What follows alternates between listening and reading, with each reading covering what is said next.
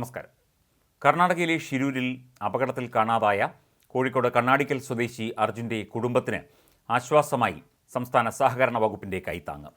അർജുനെ അപകടത്തിൽ കാണാതായതോടെ കുടുംബം അനാഥമായ സാഹചര്യത്തിൽ കുടുംബത്തിന് ജീവിതത്തിലേക്ക് തിരികെ എത്താനായി അർജുൻ്റെ ഭാര്യയ്ക്ക് ജോലി നൽകിയിരിക്കുകയാണ് സഹകരണ വകുപ്പ്.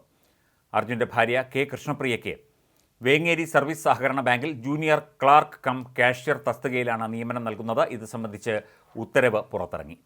ഗവൺമെൻറ് ഓർഡർ നമ്പർ 169/2024, സഹകരണ വകുപ്പ് 29/8/2024.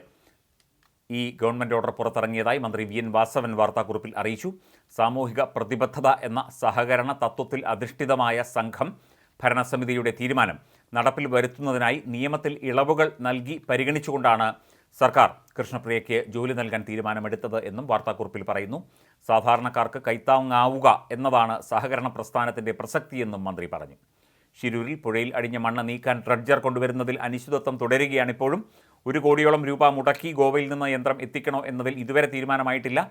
മണ്ണ് നീക്കിയാലും കാണാതായവരുടെ ശരീരം കിട്ടും എന്നുറപ്പില്ലാതിരിക്കെ ലോറി ഉടമയ്ക്ക് ഇൻഷുറൻസ് കിട്ടാൻ സർക്കാർ വൻ തുക മുടക്കണോ എന്നതിലാണ് ഇപ്പോൾ ഉത്തര കന്നഡ ജില്ലാ ഭരണകൂടത്തിൻ്റെ ആശയക്കുഴപ്പം. ഷിരൂർ ദൗത്യത്തിൻ്റെ തുടർ നടപടികൾ ആലോചിക്കുന്നതിനായിട്ട് പ്രത്യേക യോഗം ചേർന്നിരുന്നു. യോഗത്തിൽ തീരുമാനമൊന്നുമായില്ല. മണ്ണിടിച്ചിൽ ദുരന്തം നടന്നിട്ട് 1 മാസം പിന്നിടുമ്പോഴും കാണാതായ 3 പേരെയാണ് കണ്ടെത്താനാകാത്തത്. മലയാളിയായ ലോറി ഡ്രൈവർ അർജുൻ, ഷിരൂർ സ്വദേശികളായ ജഗന്നാഥൻ, ലോകേഷ് എന്നിവരെയാണ് കണ്ടെത്താനുള്ളത്. ഗംഗാവലി പുഴയിലേക്ക് വീണവരുടെ ശരീരങ്ങൾ 8-10 കിലോമീറ്ററുകൾ അകലെ തീരത്തടിഞ്ഞിരുന്നു. എന്നാൽ ബാക്കിയുള്ളവർക്കായി ഒപ്പം അർജുൻ്റെ ലോറിക്കായും ഇപ്പോഴും രക്ഷാദൗത്യം നിലനിൽക്കുകയാണ്. പുഴയിൽ ഇറങ്ങിയുള്ള തിരച്ചിൽ താൽക്കാലികമായി നേരത്തെ നിർത്തിയിരുന്നു. ഡ്രഡ്ജർ എത്തിച്ച ശേഷം മതി തിരച്ചിൽ എന്നായിരുന്നു തീരുമാനം. ഡ്രഡ്ജർ എത്താൻ ഇനിയും ദിവസങ്ങൾ എടുക്കുമെന്നാണ് കാർവാർ MLA സതീഷ് സെയിൽ വ്യക്തമാക്കിയത്. വൃഷ്ടിപ്രദേശത്തെ മഴ കാരണം ഗംഗാവലി പുഴയിലെ ഒഴുക്ക് വർദ്ധിക്കാനും തുടങ്ങിയിട്ടുണ്ട്. പുഴയിലെ വെള്ളം കലങ്ങിയ നിലയിലാണ്. ഇതോടെ പുഴയ്ക്ക് അടിയിൽ കാഴ്ച ഇല്ലാത്തതിനാൽ മുങ്ങിയുള്ള തെരച്ചിൽ ബുദ്ധിമുട്ടാണെന്ന് മുങ്ങൽ വിദഗ്ധൻ ഈശ്വർ മാൽപ്പയും വ്യക്തമാക്കിയിരുന്നു. ഇതുവരെ പുഴയിൽ നടത്തിയ തെരച്ചിലിൽ ലോറിയുടെ ലോഹഭാഗങ്ങളിൽ ചിലത് മാത്രമാണ് കണ്ടെത്തിയത്. മനുഷ്യന് ഇറങ്ങാൻ കഴിയാത്ത വിധമുള്ള ഒഴുക്കും കലക്കലും മാറിയതോടെയാണ് ഈശ്വർ മൽപ്പെ നേരത്തെ തിരച്ചിൽ പുനരാരംഭിച്ചത്. പിന്നാലെ നാവികസേനയും തിരച്ചിലിനെത്തി. പക്ഷേ കാണാതായവരെ കണ്ടെത്താനായില്ല. കയർ കഷ്ണങ്ങളും ചില ലോഹഭാഗങ്ങളും മാത്രമാണ് ആകെ കിട്ടിയത്.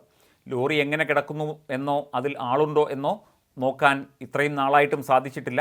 ടൺ കണക്കിന് മണ്ണും മരങ്ങളും പാറയും വന്ന് അടിഞ്ഞ സ്ഥലത്ത് അതിനുള്ളിൽ ലോറിയോ ആളോ ഉണ്ടോ എന്ന് കണ്ടെത്താൻ മുങ്ങൽ വിദഗ്ധർക്ക് കഴിയില്ലെന്ന് അവർ തന്നെ സമ്മതിക്കുന്നു. ഇക്കാര്യം ഈശ്വർ മൽപ്പെ തന്നെ പലപ്പോഴും തുറന്നു പറയുകയും ചെയ്തു. ഡ്രഡ്ജർ എത്തിച്ച് പുഴയിലെ മണ്ണ് നീക്കം ചെയ്യൽ മാത്രമാണ് ഏക പോംവഴി. എന്നാൽ ഡ്രഡ്ജർ കൊണ്ടുവരാൻ ഏതാണ്ട് 96 ലക്ഷത്തിലധികം രൂപ ചെലവാകും എന്നാണ് അധികൃതർ പറയുന്നത്. ഇത്രയും തുക സർക്കാർ ഫണ്ടിൽ നിന്ന് ചെലവാക്കണോ എന്നതിൽ ഇപ്പോൾ ചർച്ചകൾ നടക്കുന്നുണ്ട്. ഇത്രയും പണം മുടക്കി തിരയുന്നതിൻ്റെ യുക്തി ഷിരൂരുമായി ബന്ധപ്പെട്ട ഉന്നതതല യോഗങ്ങളിൽ ചർച്ചയായി. ലോറി ഉടമയ്ക്ക് ഇൻഷുറൻസ് കിട്ടാൻ ഇത്രയും സർക്കാർ പണം ചെലവാക്കണോ എന്നുവരെ ചോദ്യങ്ങളുണ്ടായി. ശരീരം കണ്ടെത്താനാകുമോ എന്ന പ്രതീക്ഷയിലാണ് ലോറിയുടെ ഭാഗം കേന്ദ്രീകരിച്ചുള്ള തെരച്ചിൽ. മുങ്ങൽ വിദഗ്ധർ ഇതുവരെ ലോറി കണ്ടിട്ട് പോലുമില്ല. ഡ്രഡ്ജർ മണ്ണ് നീക്കിയാൽ തന്നെ ലോറി കണ്ടെത്താനാകുമോ എന്ന് അതുകൊണ്ട് ഉറപ്പില്ല. ഇത്രയും അവശിഷ്ടങ്ങൾക്ക് അടിയിൽ ഏതവസ്ഥയിലാണ് ലോറി എന്നും വ്യക്തമല്ല. ലോറി എടുത്താൽ തന്നെ ശരീരം കണ്ടെത്താനാകുമോ എന്നും ഉറപ്പില്ല. അപകട സമയത്ത് അർജുൻ ലോറിയിൽ ഉണ്ടായിരുന്നിരിക്കാം എന്ന നിഗമനത്തിലാണ് എല്ലാ നീക്കങ്ങളും. ജഗന്നാഥും ലോകേഷും എവിടേക്ക് മറഞ്ഞു എന്നതിനെക്കുറിച്ച് ഒരു സൂചന പോലുമില്ല. ഇതിനാൽ തന്നെ വൻ തുക മുടക്കി യന്ത്രം എത്തിക്കുന്നതിലാണ് ആശയക്കുഴപ്പം. ഇനി തുക മുടക്കി യന്ത്രം എത്തിച്ചാൽ തന്നെ പ്രവൃത്തി നീണ്ടാൽ കൂടുതൽ തുക ചെലവിടേണ്ടി വരും എന്നതും ജില്ലാ ഭരണകൂടത്തിനും സർക്കാരിനും വലിയ തലവേദനയാണ്.